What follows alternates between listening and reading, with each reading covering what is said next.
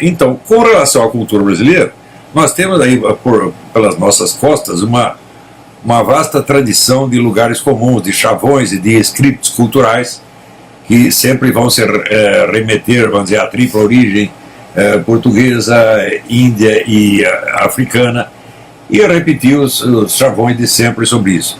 Então, olha, as origens étnicas da cultura brasileira, se vocês querem saber, não tem a mais mínima importância, porque a grande cultura de um país não é feita pelas suas origens étnicas, é feita por indivíduos que justamente transcenderam as suas origens étnicas e estão falando numa escala mais universal.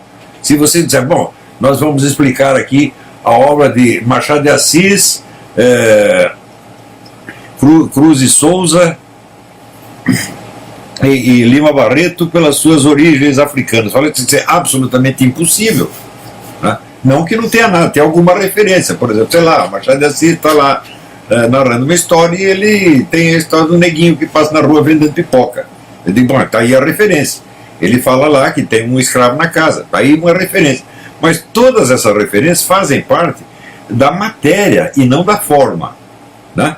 Eu digo, existe algo na forma da nossa literatura que deva algo à literatura indígena ou africana ou mesmo portuguesa? Não, porque as nossas formas foram aprendidas em primeiríssimo lugar da cultura francesa. Tá certo? Aprendidas e aprimoradas, quer dizer, cultura francesa e da cultura europeia de modo geral. Né? Por exemplo, não se pode esquecer a influência tremenda que Lawrence Stern teve sobre a técnica narrativa de Machado de Assis. Só que é o seguinte, Machado de Assis vai infinitamente além do Stern. Ele pega aquilo e aperfeiçoa, transforma num instrumento de sondagem profunda do espírito humano. Tá certo? Do mesmo modo, você vê que o Lima Barreto, a mentalidade dele foi feita quase que inteiramente lendo os livros do Hippolyte Taine, que era um grande historiador da época. Mas vamos perguntar, a técnica narrativa do Lima Barreto e os assuntos dele dependem do Hippolyte Taine? Não depende absolutamente, é tudo uma elaboração original. A alta cultura é sempre obra de indivíduos que se conseguem se erguer acima do seu meio sociocultural. Senão não seria uma obra que pudessem sobreviver à passagem das gerações. Elas teriam apenas, vamos dizer, uma função documental. Você vê, a porcaria da nossa Constituição, né, declara como cultura nacional as obras e objetos que dão testemunho do modo de ser do povo. Eu digo, que dá testemunho do modo de ser do povo, por exemplo, um exemplar no Jornal de Crimes, do Notícias Populares, dá testemunho. Nem por isso ele vai se integrar na nossa cultura. Qualquer noticiário policial, dando conta dos 60 ou 70 mil homicídios anuais, dá conta do nosso modo de ser. Essa desgraça toda que está acontecendo nas Olimpíadas do Rio, dá testemunho do nosso modo de ser. Isto é a cultura. Bom, é a cultura no sentido antropológico, mas não é cultura no sentido pedagógico. Não é algo que tenha em si uma força educativa. Ao contrário, tem uma força tremendamente deseducativa. Se você pegar qualquer documentário de costumes bárbaros, antropofagia, por exemplo, bom, no sentido antropológico, isso é cultura. Mas nós vamos ensinar antropofagia às pessoas e dizer que é bonito? Não, é claro que não. Do mesmo modo, hoje em dia se estuda não só se impõe, quer se impor a cultura humana, não só o ponto de vista antropológico, como se fosse um negócio monopolístico que deve dominar todo o panorama, mas quer se impor até o ponto de vista etológico. Por exemplo, você estuda a sociedade dos macacos. Tem gente que diz isso, estuda a sociedade dos macacos bonobos e diz, não, isso aí é um modelo para a espécie humana, porque ele resolve os seus conflitos, né, mediante a competição sexual, em vez de fazer a guerra. Assim, é muito bonito, os macacos grandes comem os macacos pequenininhos, né, e está ali a pedofilia institucionalizada. Então, isto, de acordo com esses antropólogos e etólogos, pode ser um exemplo para a espécie humana. Então, é claro que, por esse lado puramente antropológico, a cultura acaba sendo reduzida a um desenho absolutamente caricatural. Tá certo? E, o ponto de vista antropológico, ele tem predominado nos estudos sobre a cultura brasileira de uma maneira absolutamente avassaladora. Praticamente, são dezenas de questões públicas que são decididas na base do parecer de antropólogos. Por exemplo, certas tribos de índios, quando não querem um bebê, elas simplesmente o enterram vivo. E daí vamos proibir isso, né? Daí entra o antropólogo e fala, não, isso aí é da cultura indígena, nós temos que respeitar, tem que deixar de continuar fazendo essas coisas. Tá certo? Então você entra fazendo um conflito entre o conceito geral de direitos humanos e o conceito cultural de direitos humanos. Né? Quer dizer, você tem um direito para todo mundo e outro direito para o pai que quer se livrar do bebê indesejado. Então, tem havido uma espécie de imperialismo antropológico nos estudos sobre cultura brasileira. Nós temos que restaurar o ponto de vista pedagógico, entender como cultura aquilo que tem valor e que merece ser transmitido às gerações seguintes, porque tem força pedagógica e vai ajudar essas novas gerações a se situarem no mundo, a pensar, a tomar decisões responsavelmente, a amadurecer, se tornar pessoas adultas. É isso que nós temos que transmitir na cultura. E esse é o sentido pedagógico da cultura. Nesse caso, os antropólogos eles têm muito orgulho de não fazer juízos de valor. Eu digo, em pedagogia é impossível você não fazer juízo de valor, porque ela todinha é uma seleção baseada em valores. O que devemos ensinar e como devemos ensinar, o que devemos transmitir e, portanto, o que devemos preservar das gerações passadas para transmitir às gerações seguintes. Então, na própria antropologia, vamos dizer, a regra da abstinência de juízo de valor já adquiriu um sentido absolutamente perverso. Quer dizer, primeiro você diz, a nossa ciência deve se abster de juízo de valor. No capítulo seguinte você já faz um juízo de valor que é o seguinte, não há juízos de valor, não há diferenças de valor.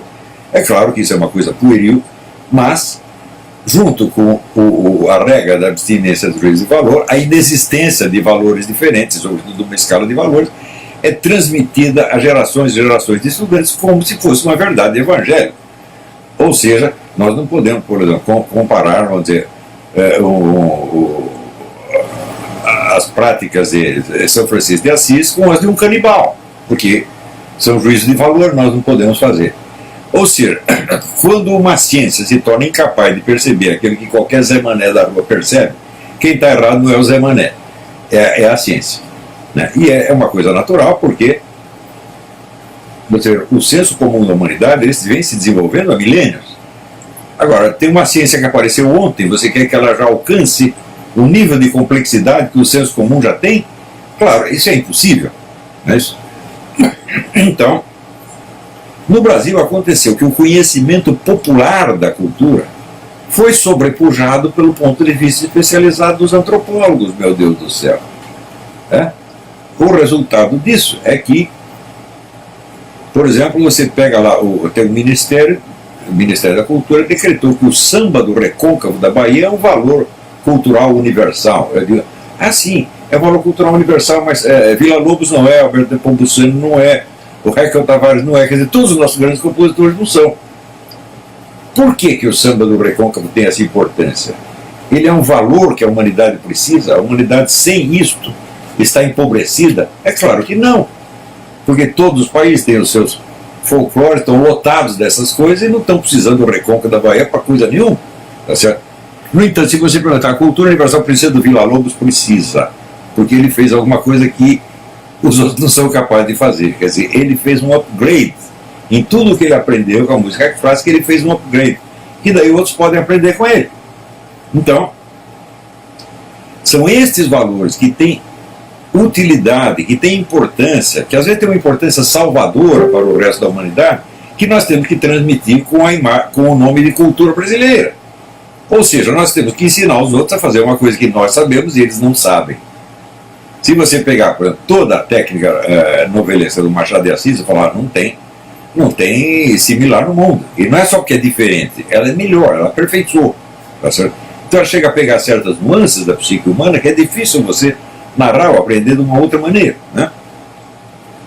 Do mesmo modo, se você pegar, sei lá, a obra do Gilberto Freire, o Gilberto Freire alargou o campo da ciência social de uma maneira formidável, quer dizer, tornando cognoscíveis amplos setores da existência social sobre os quais antes nem a sociologia, nem a ciência política, nem a antropologia tinha nenhum poder de preensão.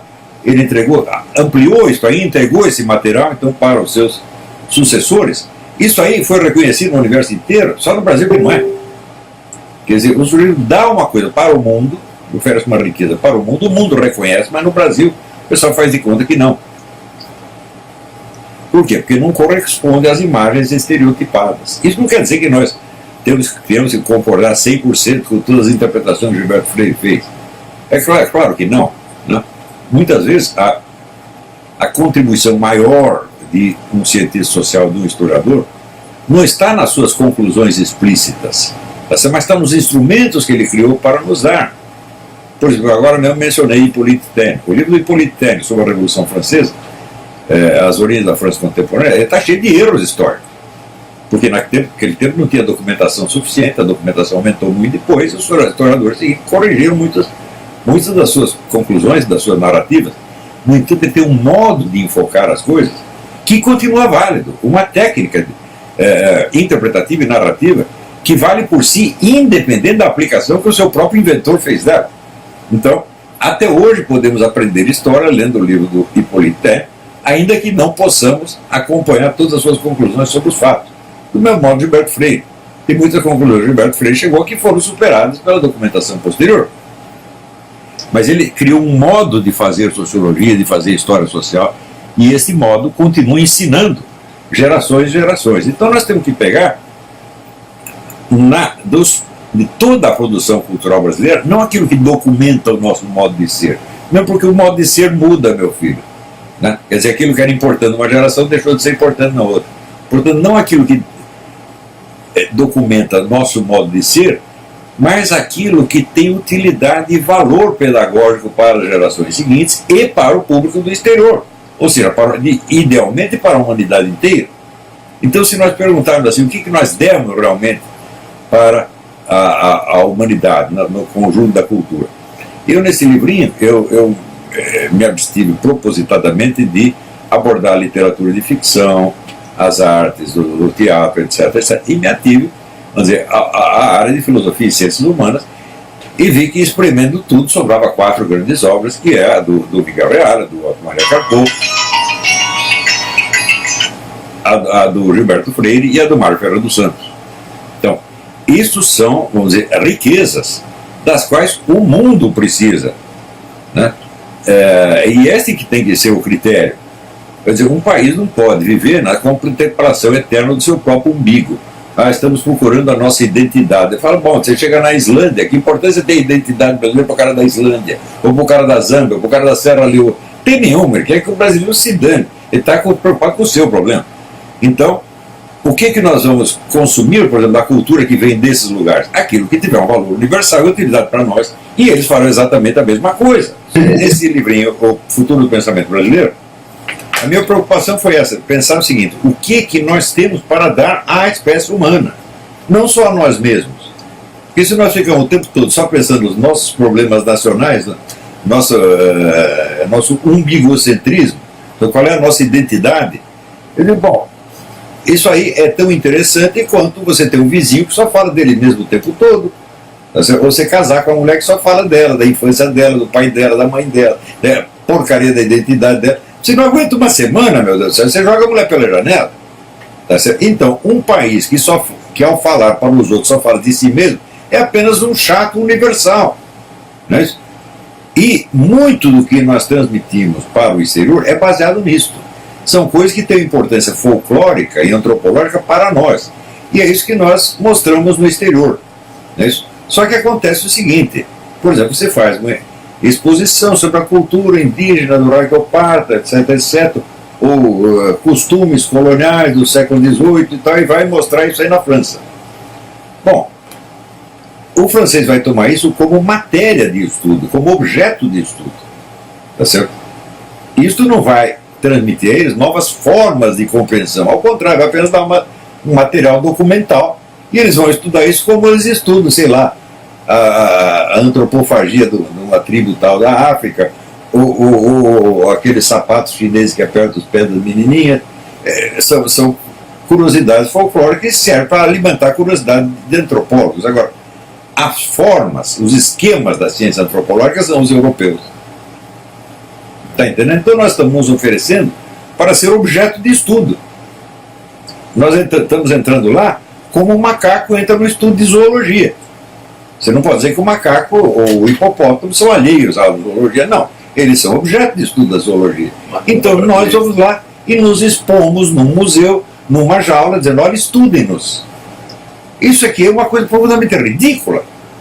Não é isso? Agora, se você chegar lá com o Mário Ferreira dos Santos, o Mário Ferreira dos Santos não é objeto. Né? Ele é uma forma que se sobrepõe à cultura europeia e a amplia, e ensina coisas que eles não sabem.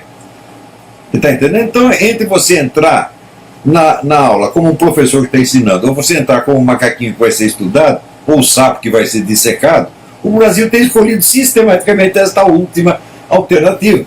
É claro que é uma coisa absolutamente suicida, idiota, de você se fazer de palhaço.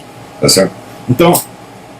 Então, este livrinho foi concebido, vamos dizer, como um pequeno estímulo inicial para, em primeiro lugar, começar a encarar o termo cultura brasileira de outra maneira.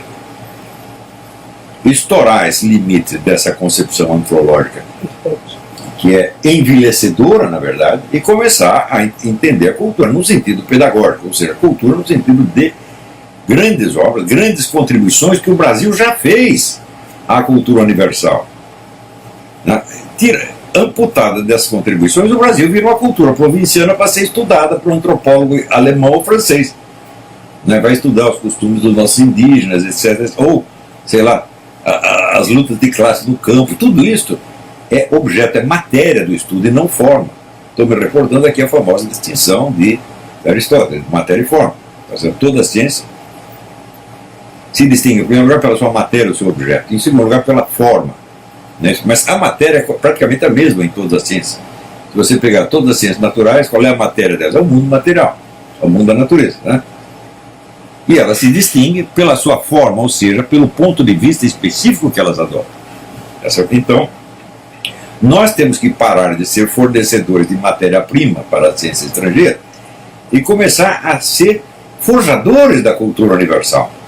Ora, nós temos todos os elementos para isso. Só essas 4 obras que eu mostrei, por exemplo, você me mostre, por exemplo, no mundo, um sujeito que tenha esclarecido melhor a natureza do direito do que o Miguel Reale. Os caras tentaram durante gerações e gerações. Deve ver o Miguel Reale com um livrinho desse tamanho, chamado Teoria Tridimensional do Direito, e matou o problema. Isto é uma coisa que vale para o mundo inteiro, é útil para o mundo inteiro. Você me mostra alguém que escreveu uma história da literatura melhor que a do Carpo. Não tem. Você me mostre, vamos dizer, um filósofo com a amplitude cognitiva e explicativa do Mário Ferreira dos Santos. Também não tem. Então, é isso que nós temos que mostrar, é isso que nós somos realmente. Quer dizer, nós não somos a matéria que nos compõe, nós não somos aquilo que nós comemos, mas aquilo que o nosso espírito criou. Não é isso? Então, temos que parar de ter esta concepção intestinal da cultura e começar a ter uma concepção espiritual. É esse que é o apelo do livro e é o apelo que eu estou fazendo para vocês. Se os seus professores acharem ruim, bom, em geral, o professor universitário, você sabe como é que é. Se 50% dos formandos das universidades são analfabetos funcionais, como está provado que são, isso quer dizer que 50% dos professores, pelo menos os mais jovens, também são. Então, qual a autoridade intelectual dessa gente? Zero. Não tem nada para apresentar. Há muitos anos, eu não li uma única tese universitária que não esteja repleta de erros de gramática desde a primeira linha. Quer dizer, até onde vai parar isso? Quer dizer, esta espécie de conspiração dos incapazes, conspiração dos analfabetos para não deixar ninguém perceber que eles não sabem nada. Até onde vai continuar isso aí? Até quando teremos paciência com esta porcaria? Tá certo? A função, a missão de todos vocês, a missão desta geração, é a geração que está aí para...